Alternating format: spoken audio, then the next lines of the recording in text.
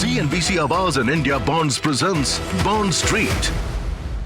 नमस्कार, स्वागत है आपका बॉन्ड स्ट्रीट में। और हमारे साथ स्टूडियो में विशाल गोयनका, को फाउंडर इंडिया बॉन्ड्स, अब जुड़ चुके हैं। विशाल, बहुत शुक्रिया साथ आने के लिए। एंड क्लियरली पिछले कुछ महीनों में हमने देखा है कि बॉन्ड्स में, कॉर्पोरेट बॉन्ड्स में स्पेशली बहुत ज़्यादा इंटरेस्ट है। चाहे वो नीति आयोग है, बजट है, सेबी है, एक्सचेंज हेड्स है, सभी इसकी बात कर रहे हैं। नहीं, हमारा समय और टाइमिंग बहुत ही अच्छा रहा है। हमने 2 महीने पहले हमने ये शुरुआत की कि हर आदमी के पोर्टफोलियो में फिक्स्ड इनकम होना ज़रूरी है, क्योंकि इक्विटी से ज़्यादा रिटर्न मिला नहीं है 1.5 सालों में। पिछले महीने हमने देखा है कि गोल्ड और सिल्वर में क्या हो रहा है। और ये सौभाग्य है कि नीति आयोग, जो top most policy making institution country की बोलते हैं उसे, जो मिनिस्ट्री ऑफ फाइनेंस के लिए, उन्होंने 126 पेज का रिपोर्ट लिखा है कॉर्पोरेट बॉन्ड के बारे में। सेबी का प्रयास है और फाइनेंस मिनिस्टर ने भी मेंशन किया, तो समय सही है बॉन्ड में इन्वेस्ट करने का। ऑलराइट, 007 बॉन्ड, हम वो मजाक भी करते रहते हैं यहाँ पर, लेकिन सवाल ले लेते हैं और हमारे पास काफ़ी सारे हैं। आशा है हम ये सारे कवर कर पाएंगे, लेकिन मैं इसको रीड आउट करती हूँ विशाल। जो पहला सवाल है वो ये है कि हम यूजुअली सुनते हैं कि बॉन्ड सेफ है, लेकिन प्रैक्टिकल टर्म्स में क्या रिस्क्स हैं यहाँ पर जो ध्यान में रखने चाहिए? नहीं, बिल्कुल। देखिए, खाली गवर्नमेंट बॉन्ड जो गवर्नमेंट ऑफ इंडिया द्वारा इशू होता है उसको हम रिस्क फ्री कहते हैं। तो आप ट्रेजरी बिल या गवर्नमेंट बॉन्ड खरीदें तो वो एकदम सेफ है। हर चीज़ के लिए थोड़ा बहुत रिस्क है। अगर आप 7 या 8%, 9 या 10 कमाना चाहते हैं तो उनमें रिस्क है। 2 या 3 चीज़ की रिस्क के बारे में बात करना चाहता हूं कि एक, आप किस प्लेटफॉर्म पे खरीद रहे हैं। तो मेक श्योर कि वो सेबी रजिस्टर्ड प्लेटफॉर्म है, कुछ गड़बड़ हो तो सेबी आपके साथ खड़ा है। दूसरा, सिर्फ लिस्टेड बॉन्ड्स में ही इन्वेस्ट करें, बिकॉज वो एक्सचेंज पर लिस्टेड है, उनके बारे में जानकारी ज़्यादा है, हर कंपनी रिपोर्ट करती है उनके बारे में। तो ये 2 चीज़ों का ध्यान रखना ज़रूरी है। 12, 14, 16% के जो आकर्षक इंटरेस्ट रेट लगता है आपको, उस पर ना जाएं। खाली BBB minus riskiest part of bond investment है, उससे अपना पोर्टफोलियो ना भरें। बॉन्ड इन्वेस्टमेंट में आप डाइवर्सिफाई करिए, पर अगर आपको दिखता है कि कोई बॉन्ड 14 या 16 दे रहा है तो शायद वो रिटेल के लिए ना हो। ऑलराइट, तो ये चीज़ें बहुत ध्यान में रखनी है। एक और सवाल है जो हम ले लेते हैं, वो ये है कि इन्होंने कहा है कि ये फाइनेंशियल मार्केट्स में रोजाना के हिसाब से इन्वॉल्व नहीं है। तो एक सिंपलेस्ट तरीका क्या है बॉन्ड्स इवैल्यूएट करने का? बहुत ही अच्छा उम्दा सवाल है ये। और काफ़ी लोगों को यही होता है कि भाई हम दिनचर्या में, दिन के काम में लगे हुए हैं, हमारे पास समय नहीं है। पर या तो उनका पैसा सेविंग्स अकाउंट में 3 या 4% कमा रहा है, या उनका पैसा FD में है 6 या 7% कमा रहा है। तो शुरुआत का नज़रिया ये है कि आप छोटा से शुरुआत करिए। आमदनी अगर आपको 1 लाख रुपए करनी है तो आप 10,000 से शुरुआत करें, गवर्नमेंट बॉन्ड में इन्वेस्ट करें। या आपको अगर ज़्यादा अमाउंट करना है तो आप 5 बॉन्ड ले लें, एक AAA ले लें, एक AA ले लें, एक सिंगल ले लें। सीखिए तो सही होता क्या है। तो छोटे से शुरुआत करिए और सेफ AA, AAA से शुरुआत करिए। ऑलराइट, ये एक और सवाल है जहां पर उन्होंने देखा है कि अब तक मेरा फोकस इक्विटीज और म्यूचुअल फंड्स में है। आई एम अज्यूमिंग विशाल, ये सभी के साथ वो है कि लोग इक्विटीज और म्यूचुअल फंड्स भी ले रहे हैं।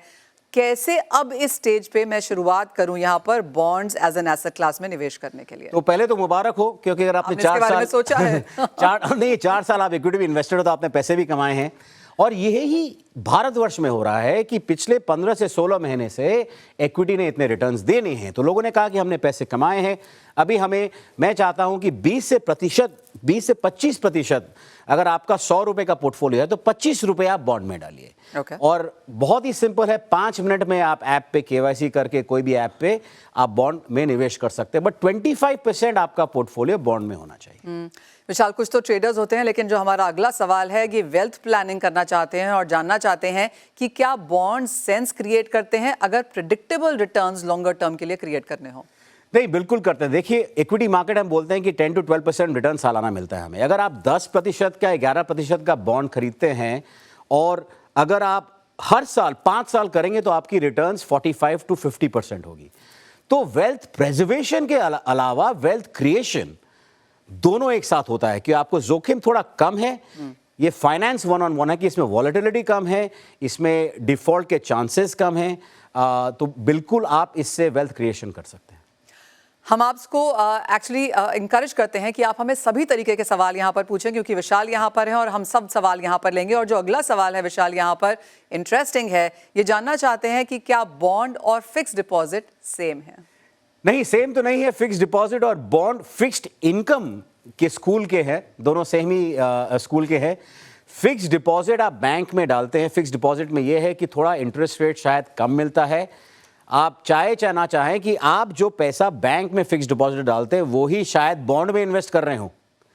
तो इन दोनों की सिमिलैरिटी ये है कि आपको ये रेगुलर इनकम देते हैं, प्रिडिक्टेबल कैश फ्लोज देते हैं, पर ये सेम नहीं है। आप बॉन्ड में 1 साल, 2 साल, 5 साल का कर सकते हो। एफडी खाली बैंक्स या कुछ एनबीएफसीज का होता है। आप कॉर्पोरेट बॉन्ड्स खरीद सकते हो जो कंपनी द्वारा है। आप मैच्योरिटी चेंज कर सकते हो और आप बेच भी सकते हो।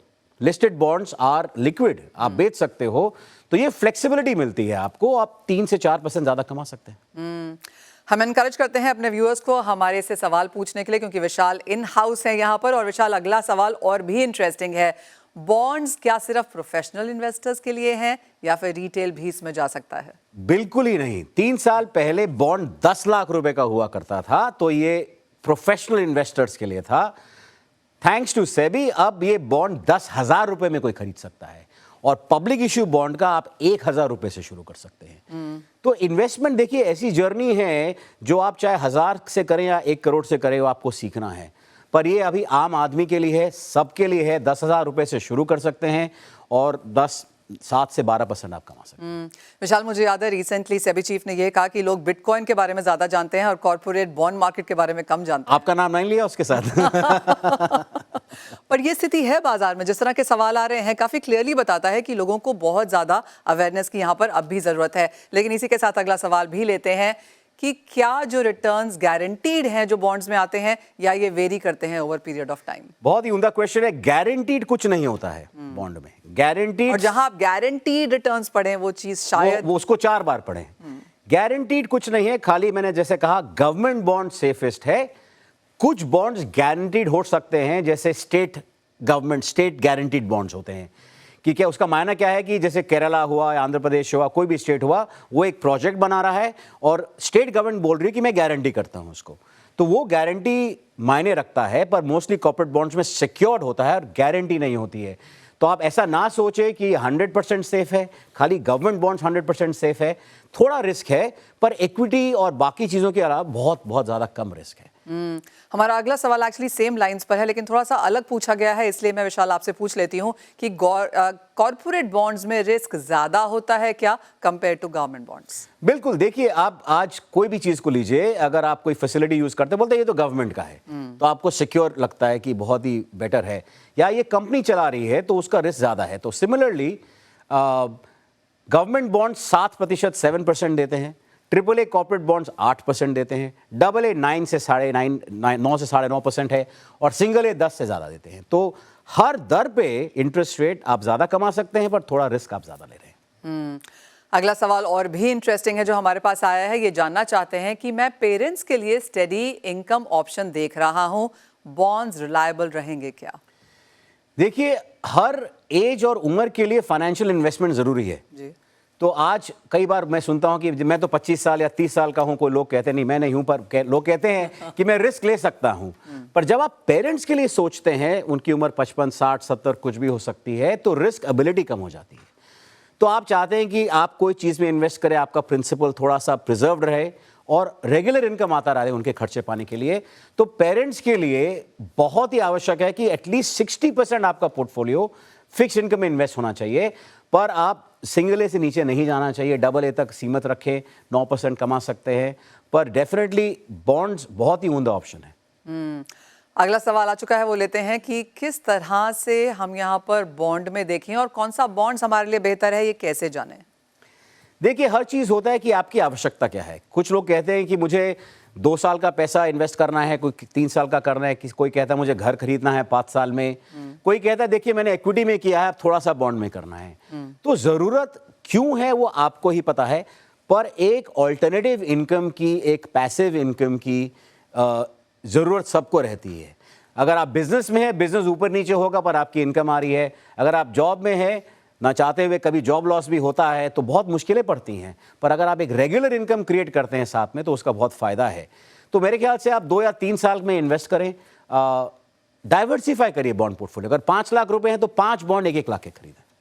एक फाइनल सवाल और ये मेरी तरफ से है विशाल, क्या बॉन्ड सबके लिए हैं? बिल्कुल।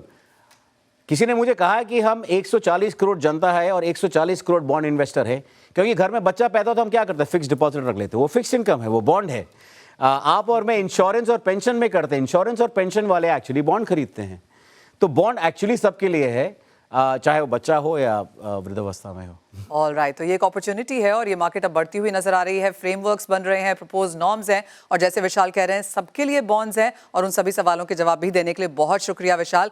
फिर से लौटेंगे अगले हफ्ते, अगले महीने और भी सवालों के साथ, लेकिन फिलहाल बहुत शुक्रिया। Thank you. CNBC Awaaz and India Bonds presents Bond Street. Debt securities, municipal debt securities, सिक्योरिटाइज्ड debt instruments में निवेश जोखिमों के अधीन है, जिसमें भुगतान में देरी और या डिफॉल्ट शामिल है। ऑफर से संबंधित सभी दस्तावेज ध्यान से पढ़ें।